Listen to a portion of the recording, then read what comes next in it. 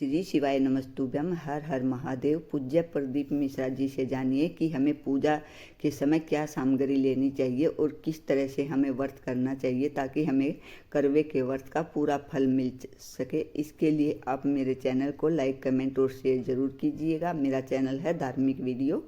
हर हर महादेव। जय शिव शंकर। के उद्यापन में लिखा है, करवा चौथ के उद्यापन में लिखा है, आप लोग करते होगे ना करवा चौथ का व्रत, उसका जब उद्यापन होता है तो एक थाली में 13 जगह पर पूड़ी रखी जाती है। आप लोगों को तो मालूम होगा, आप लोगों ने करा होगा करवा चौथ का उद्यापन। एक थाली में 13 जगह पर पूड़ी और सीरा, सीरा मतलब हलवा, रखा जाता है। और रखने के बाद में उसके ऊपर एक पत्तल रखकर उस पर सुहाग का वस्त्र, साड़ी, 5 वस्त्र सब उस पे रखी जाती है। और रखने के बाद में हाथ में कंकु, चावल, हल्दी लेकर, संकल्प लेकर उस थाली पर से घुमाया जाता है। कामना करी जाती है, हे चौथ माता, हे करवा चौथ, हे चौथ,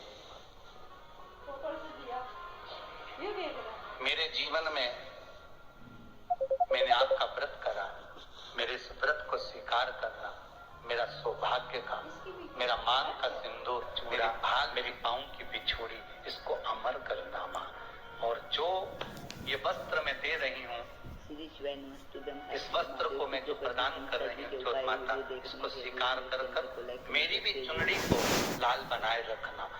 तब उस साड़ी को, उस वस्तु को, उस सामग्री को उठाकर घर की वृद्ध सास को, जो घर में सासू होती है, उसको दिया जाता। सास नहीं हो तो किसी सौभाग्यवती नारी को दिया जाता। उसके बाद में आप फिर ब्राह्मणों का भोजन कराओ, बड़े प्रेम से ब्राह्मण ब्राह्मणी का भोजन कराओ। अब आज के जमाने में जो करवा चौथ का उद्यापन होता है, उसमें जब समाज की माताएं उद्यापन करती है तो केवल स्त्री स्त्री को भोजन करा देती है, पुरुष को नहीं कराती। पर करवा चौथ के उद्यापन में लिखा है कि ब्राह्मण का भोजन होना चाहिए, उसके साथ सौभाग्यवती नारी आए, उसकी पत्नी। और अपन ने तो सोचा कि चौथ माता का उद्यापन केवल स्त्री स्त्री को खिला, उद्यापन का पूर्ण फल मिल जाएगा। नहीं,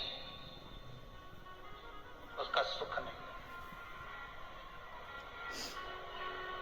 उसका आनंद नहीं।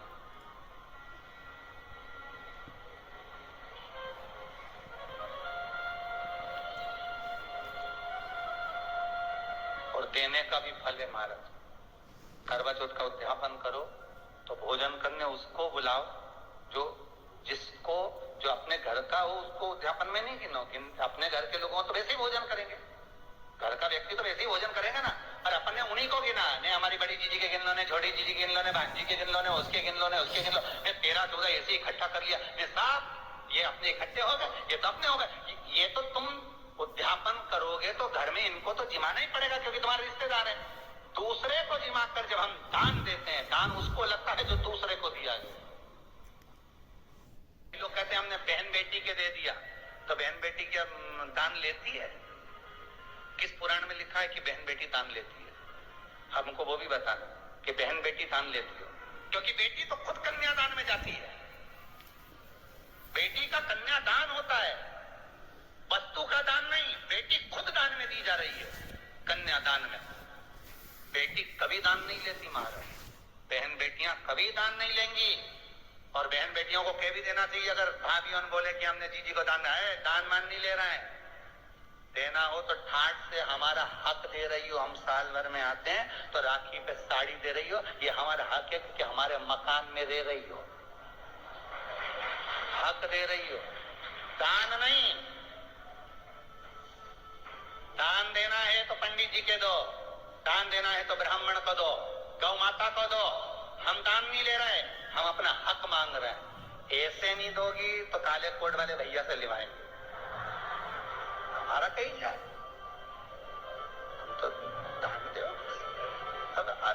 तुम क्यों नहीं तो तुम, हम बहन बेटी के दान दे रहे हैं तो बहन बेटी को दान ले क्या? बहन बेटी के कई पड़े हैं तुमसे दान मांगे। पूज्य प्रदीप मिश्रा जी ने वीडियो में बहुत अच्छे उपाय और बातें बताई और पूज्य प्रदीप मिश्रा जी ने ये भी बताया कि हमें दान किसे देना चाहिए। अगर हमारे घर में बेटियां हैं तो वो कोई दान नहीं माना जाता, क्योंकि बेटियों का भी उतना ही हक घर में होता है जितना कि बेटों का होता है। अगर दान देना है तो किसी पंडित को या किसी गरीब को देना चाहिए, वही हमारा दान संपन्न होता है। और पूज्य प्रदीप मिश्रा जी ने बताया कि हमें करवा चौथ के व्रत में क्या क्या सामग्री और क्या क्या चीज़ें रखनी चाहिए, और जो भी हम उद्यापन करते हैं वो अपने घर में बड़ी सास हो, चाची हो या बुआ जी हो, कोई भी हो, हम उन्हें दे सकते हैं करवा उजम कर। और इस दिन करवे के दिन हमें लाल कपड़े और लाल चूड़ियाँ डालनी चाहिए, क्योंकि ये सुहाग की निशानी होती हैं। पूज्य प्रदीप मिश्रा जी के उपाय देखने और सुनने के लिए मेरे चैनल को प्लीज़ लाइक, कमेंट और शेयर जरूर कीजिएगा। मेरा चैनल है धार्मिक वीडियो पूनम शर्मा।